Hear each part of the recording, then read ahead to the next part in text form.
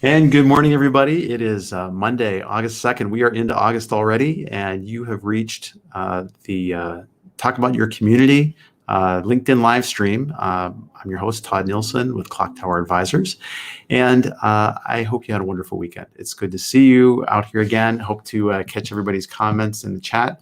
A little bit of a change with how I've typically been running the LinkedIn live sessions, and it's a little bit of an experiment. This week, I've scheduled everybody as events off of Clocktower Advisors rather than putting them directly on my profile, which my hope is that it makes it a little easier for people to get on the streams, to find us and join in. But I can't swear to that. So if you're having trouble finding us or finding the stream, please drop a chat. I'm going to open up the event chat just to make sure that I don't miss anybody. But hopefully you can join and see what's going on and have lots of questions for my friend Laura, who is our guest today. Just a couple of quick items of bookkeeping here. I have some other terrific guests that are lined up for this week. So on Wednesday, I have Luke Zimmer from Scaraphos, a community platform provider, going to be talking a little bit about the Scaraphos platform, what he works on, what got him excited about communities, why he stays in communities, and just some, what are the industries or the organizations that Scaraphos serves. So that'll be fun. And then on Friday, I've got a dear friend who's going to be coming on, Pat Maher, who is director of engagement around employees with disabilities at SPR companies down in Chicago, where I used to work many moons ago, but maintained some really great friendships down there. Pat is going to be coming on talking a little bit about equal access and about some communities that he's running through ITCAN as well as YOLOB. So hopefully we'll be able to connect up with him and get some great insights about building communities of practice and interest with people who happen to have disabilities as well. So, but on to today's guest. I am incredibly happy, joyous to introduce a dear friend, Laura Parrino. Laura is a principal consultant with LAK Group, which does executive outplacement and coaching, resume writing, career strategy work. Laura's been in this space for a long while, and I think that's where I first ran into her, was when she was doing outplacement. And we ran into each other again pretty recently. I think you ran into my live stream here, actually, and we had a chance to reconnect, talk a little bit about what each of us is doing. And I said, hey, this is a wonderful opportunity to have you come back on and talk a little bit about some of the coaching work you do with individuals who've been out of their careers. So I want to jump into all that, but why don't I take a breath first and say, Laura, do you want to say a little bit about yourself? Tell me your origin story for those who are tuning in. What got you into the outplacement world and what keeps you there? Holy moly, it's a great story. And thank you so much for having me today. I was a headhunter for a while. I actually worked for Kelly Services. I handed temp jobs to people. And man, I can't tell you how fulfilling it is to have somebody walk into the office feeling down and out, needing a job, and you can hand them a job. And it was a perfect fit for someone who's an empath. I'm always highly sensitive to others' lots in life, and when they're really down and out and when they really need something. And so just particularly sensitive to jobs, right? So that was fantastic. I was handing jobs out to people. Then I became a headhunter and I made obscene amounts of money calling strangers and trying to coerce them to leave the ruts they were in and go to another rut. But I had a values conflict in that because it was an agency, there was this implicit sort of agreement that our clients could specify what shape, what flavor, what kind of human being they wanted to place in that position. And so I learned that bias is alive and well in EEOC violations out there. And I got fired. I've gotten fired from a lot of jobs for being an upstart, right? Good for And you. I decided to start my own recruiting company. And this is kind of a cool story. And I had gone to a meeting and I met the fabulous Lucy Klebar. Do you know Lucy? I know, Lacey. Sure. Yeah. So at the time, she was working for another temp service, and she wanted to buy their computer training school, and she did, and then she stopped getting support.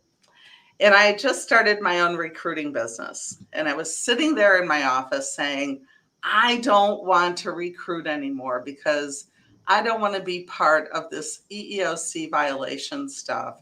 I want to be a whistleblower and tell the world all about the inequity of the hiring process. Well, Nice. something told me that would just keep me unemployed for a long time. And so I literally looked up at the ceiling and said, I want to coach individuals. I want to teach them the game because I have great empathy for job seekers, people who've lost their jobs. I want to teach them the game. So help me out up there, help me and help me find a way to do this. And the phone literally rang, and it was Lucy Klebar. And she said, Laura, I know that you're freelancing right now. You're probably busy, but I could use some support at my school. I need someone to help resumes and help these people who are getting computer skills land jobs. Can you believe that? It was literally a thunderbolt out of the sky. And so Lucy hired me, and then I kind of pieced together a few other jobs, got into right management. And literally it's my mission on this planet to help people who've lost their jobs. And I do it from a social justice kind of perspective. I really believe that with my empathy, I really want to help people directly.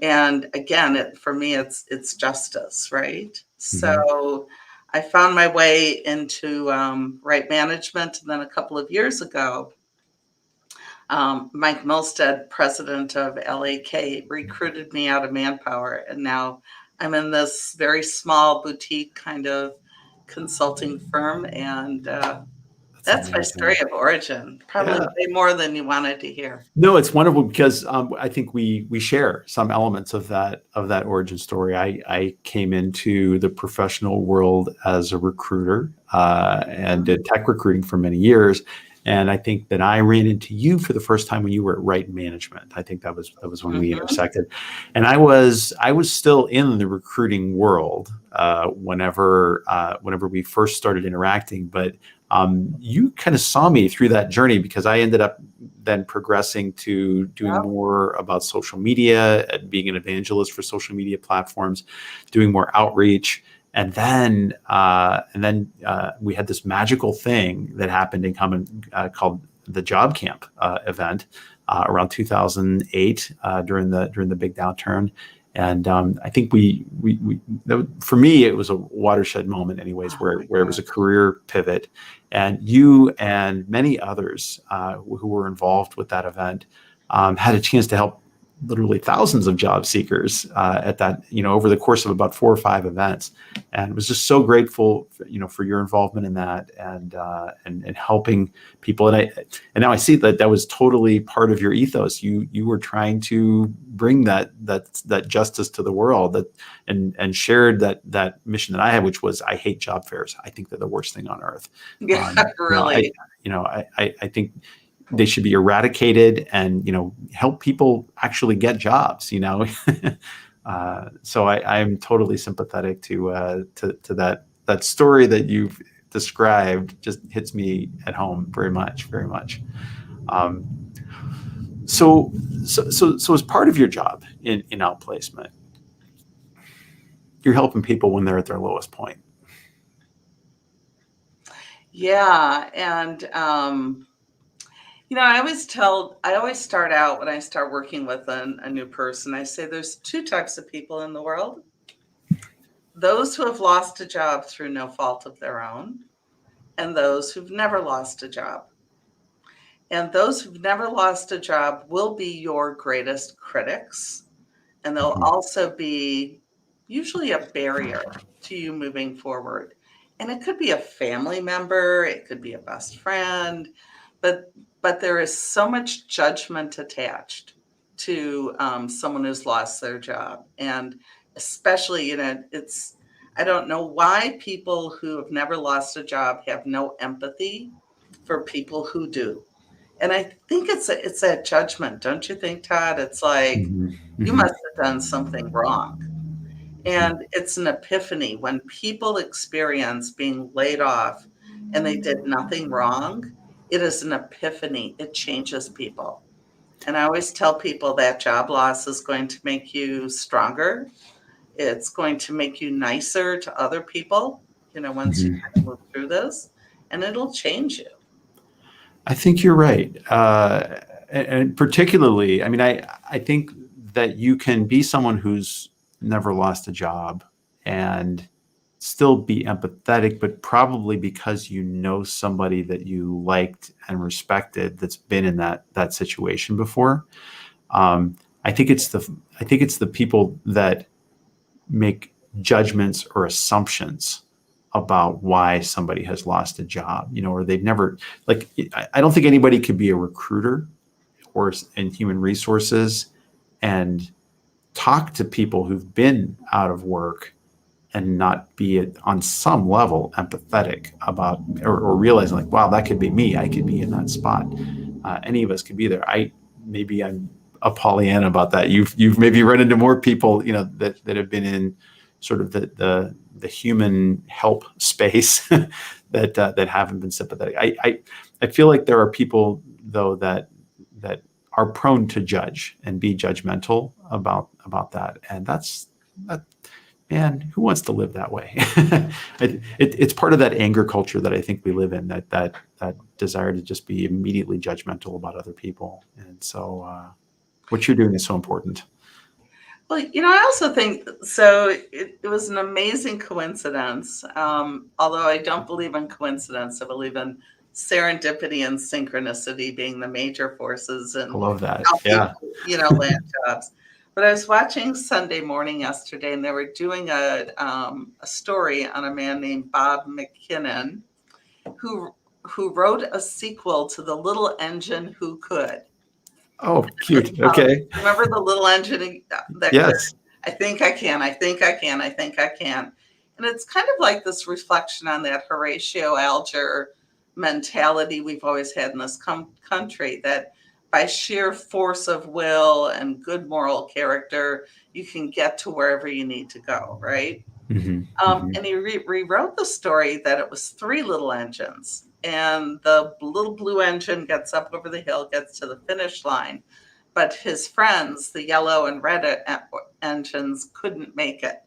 Something happened, a tree fell on the track or whatever, and they literally couldn't make it to the finish line. And so the little engine went back to try to help his friends and Hmm. help get the other engines to the finish line.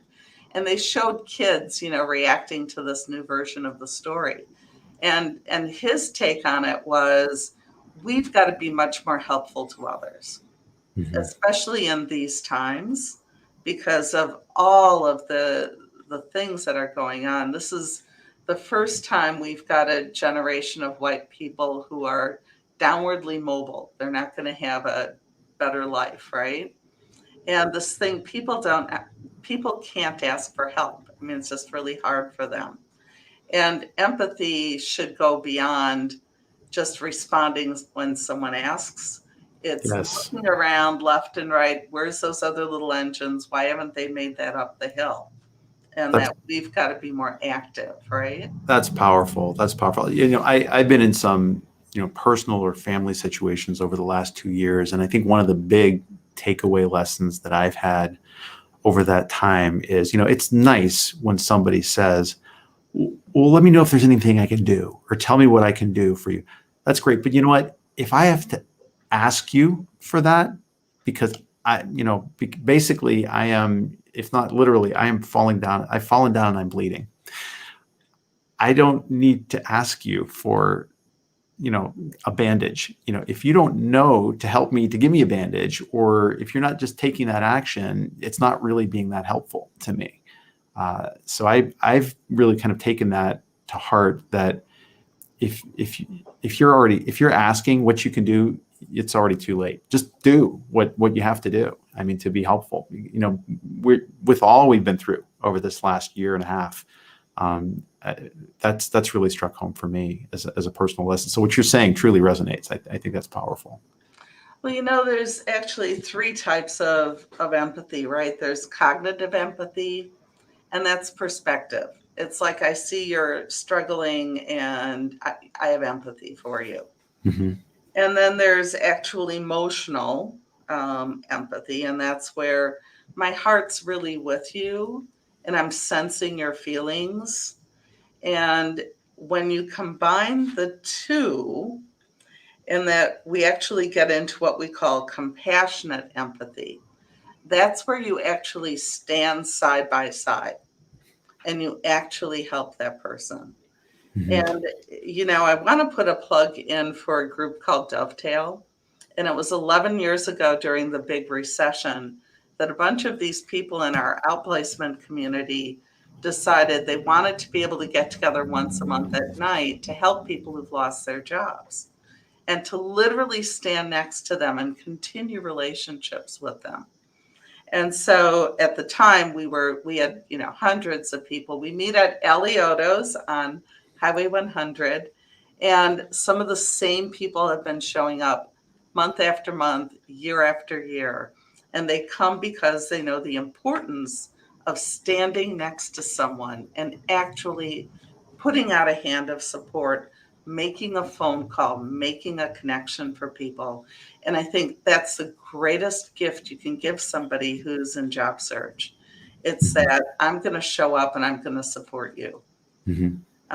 Again, it's been running for 11 years, and I'm always in awe, that people still remember those hard times and show up to help others. So it's always on the third Wednesday of every month at Alioto's, and the next one is on August 18th at 5:00. And so, again, this is for folks in the Milwaukee area, because we're international right now. But but I'm sure there are similar kinds of groups globally to be able to join. Yeah. And if you wanted to, again, if you want to help others, create a gathering. Whether it's a Zoom meeting, and it's reaching out to each other. How can we help each other? And opening up your LinkedIn connections and making introductions. That's the highest good that I think we can do. I love that. Yeah, I mean, I within the last year or so, I never thought I would belong to an organization like this, but I joined the Rotary International, and I think one of their powerful messages is service above self. And that whole idea of giving before somebody asks you to give, or trying to help before someone asks you to help. I mean, such an important message, to have, and something that truly builds communities. Because I think, something that I run into in online community building, and some of that work is about setting a norm for reciprocity. In other words, I'm gonna give something to you when you join a group or a community. I'm gonna try to do something for you before you really do anything, in that community. I'm gonna welcome you in. I'm gonna say, hey, you might want to talk to Jane and Srinivas over here, and Jimmy down the, they're all interested in the same kinds of things as you are, and so I think you'd have a lot to talk about. Or as you said, getting in LinkedIn and using it to help others. I've gotten away from this, but this is a great reminder. Like, I used to try consciously to write a endorsement for somebody once a week, at least once a week, to get on, somebody that I've worked with that I have something positive to say about, but just get on and offer that. Like, when's the last time that happened for you? Like, how much do we do that? We don't do it often enough for each other, I feel like. Oh my God, what a gift to lift somebody up. If you know someone unemployed, you worked with them, write them a recommendation. Oh my, that's golden. It's golden for them. So yeah, compassion's great. It's having that emotional, that understanding, but it's doing stuff that really takes it to the next level. And Mhm. making connections to other people, I think, is the greatest gift. Mhm. Um, but I also think things have changed since the pandemic. Mhm. I think there's less shame now attached to being unemployed.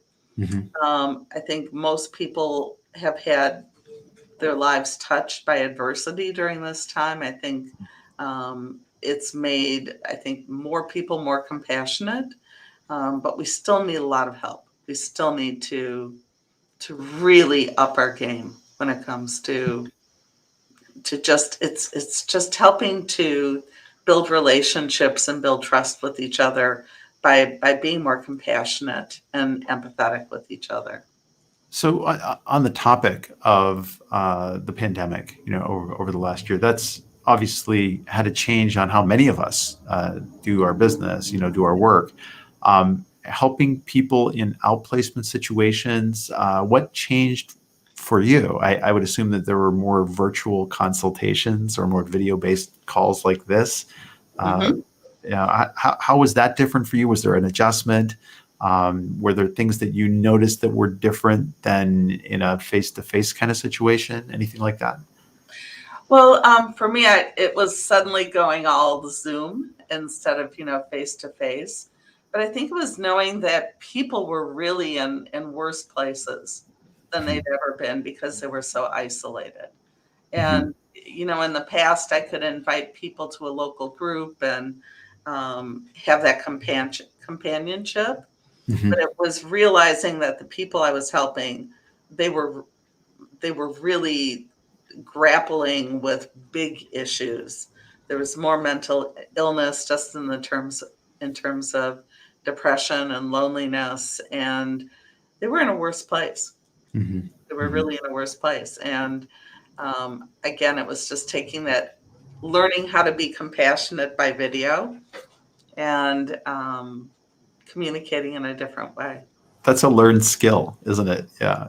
Being able to recognize those signs with a computer between you and that person, because you don't get the benefit of a full body language, from someone.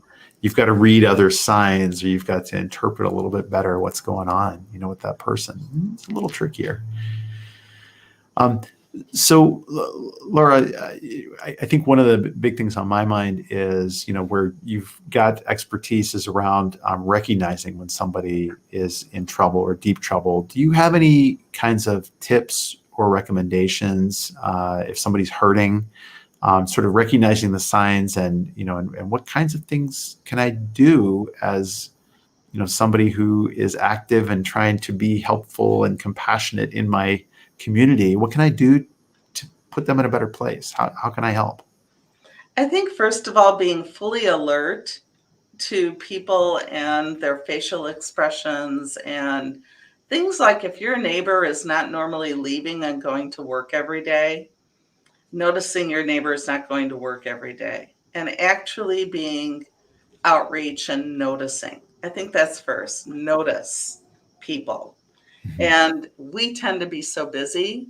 And plus, we have an aversion to bad situations, right? So it's first of all being noticing and willing to show up. And when someone looks sad, okay, or they might say, how are you doing? And they say, oh, I'm doing okay. I say, ask 3 questions. And that's the magic formula for really building a rapport, right? Mhm. Say, I'm noticing that doesn't sound like your usual. I'm feeling okay. Tell me more.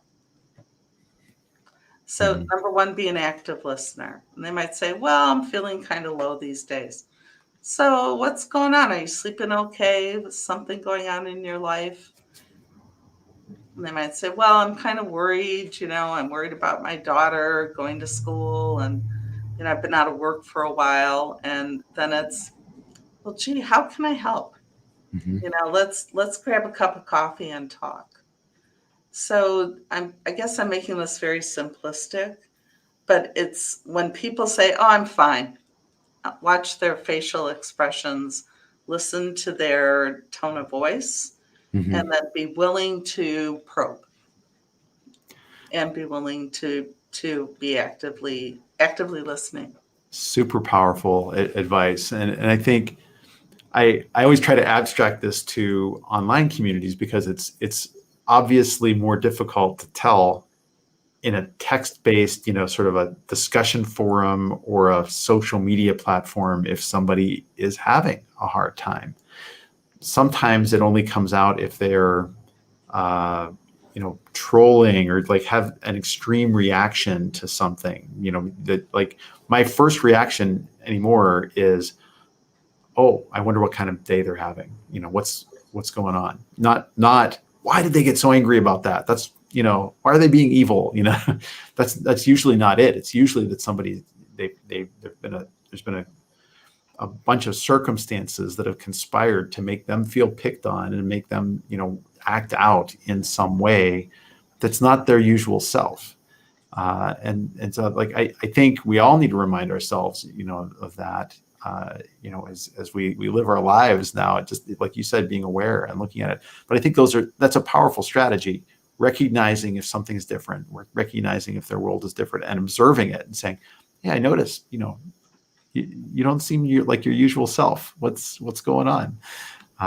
Or there seems to be something bothering you. What's happening? I think that's a great approach, both in live situations and in online moderation, of conversation. So I find it very easy to abstract that lesson that you gave, and then sort of that approach of saying, well, what's going on, and then how can I help? I think those are really terrific.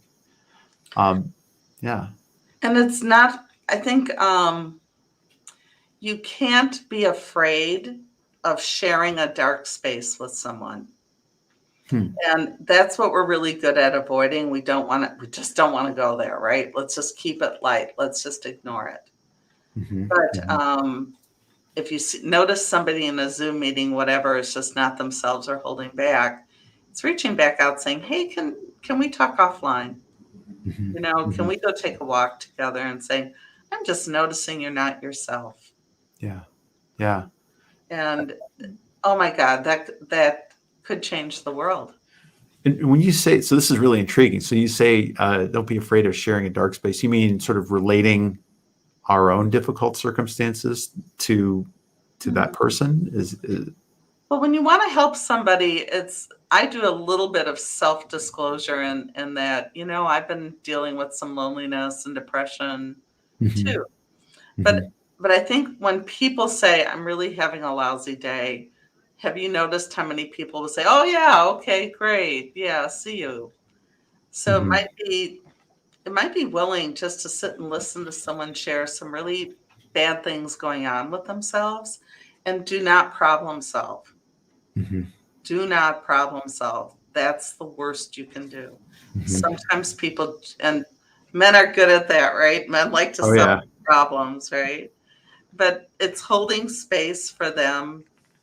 And that's what I say I do. I hold space for folks when they're really going through dark times. Yeah. And allow them to explore what's really going on. Let me make it through this transition. Know that Laura cares about me and is there on any level to be helpful. But sometimes I'm the first person they talk to after they've been told they've lost their job. And I don't go into platitudes. That's the worst. You never say, oh, this is probably meant to be. You never do that. The sun will come out tomorrow. I say, I understand that you're in a terrible place right now, and I'm really sorry this happened to you. And then I'm silent. And let them talk. Yeah. Yeah. That's such a great thing to do. And you're right. Guys are the worst at this kind of thing. And in fact, there was a class I took back in grad school, and it was about sort of like gendered methods of communication. And men, the research is actually out there. It's, men have a tendency to want to problem solve. We want to get in there and like, let's fix the problem. Let's go. But I think anyone who's in a marriage quickly learns that that's not a way to success. You need to listen, and it's not about solving the problem. It's about being there and listening, and not committing to say like, oh well, you obviously you need to do step A, B, and C because that's going to solve your problem. No, it's just not the way. And suspending judgment. If you're going to help somebody, remember there was a big conversation on what's your neighborhood or whatever that neighborhood app is about panhandlers and why don't they get a job? And I just posted, do you know how hard it is to land a job these days? Have a little compassion, Mhm. especially if you don't have an address and if you don't have a work history. And people are so quick to judge, and it's I think you really need to stand back. I think you Yeah. really and seek to understand. Yeah. Well, these are great practical points, Laura. And can you believe, how quickly a half an hour goes by, with these short streams? But I am really glad that you're able to join me and do this, and I hope that we can do this again too. And love to have you back as a guest and talk about whatever other topics might be on your mind as well. But I wanted to do a quick shout out to a couple of people that showed up on the stream. Laura Vanderbilt, who said, I can relate early on in the conversation. And then Jenny Wagle, colleague and friend, has been a guest on the show before, who said, thanks for the great points and advice here. Sorry, I have to go. Have a wonderful week. If you catch this on the replay, Jenny, thank you so much for jumping in.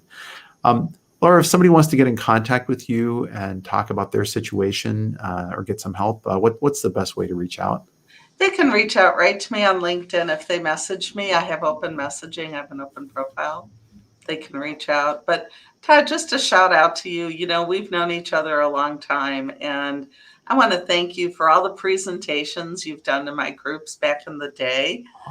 When you came and shared all the secrets of social media with a bunch of very scared and people in a really bad place.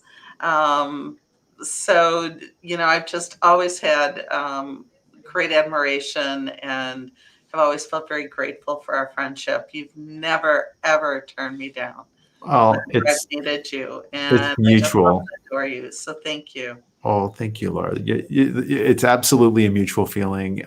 You're a true friend and a shining light in the world, and I thank you for all that you do. And as I said, love to have you come back on and talk a little bit more Sure. about your work. Another quick shout out, Nancy Sondergaard, Blast from the Past. Hi, Nancy. Great to see you. She says Laura's the best, always spot on with her counsel. She absolutely is. So I think we have to leave it there. But thanks again, for being a guest. And for those of you tuning in on the live stream, thank you so much for joining. It was really terrific for everybody to pop in. And if you catch this on the replay and you have a question for Laura, please drop it in the chat. I do watch these. I'll tag in Laura if she happens to miss it. But in any case, I'm really quite happy that we can join. And it looks like my experiment of setting this up as an event rather than something on my personal profile has worked out well. We've had I think somebody else just jumped in, Shelley Beaver. She just said, Laura, you're one of the most compassionate people I know. Thank you for sharing your experiences. You have an admiration society following you around, Laura, which does not surprise me in the least. So the Talk About Your Community show is on Mondays, Wednesdays, and Fridays, 11 a.m. U.S. Central. Please tune back in. My upcoming guest is going to be Luke Zimmer from Scarifos on Wednesday at 11 a.m. same time. These are always about a half an hour in length. And I hope that if you're tuning in for the first time, you can join us for that one as well. And Laura, I will see you out on the interwebs. Have a great day. Thanks. Take care. Bye-bye. Bye-bye.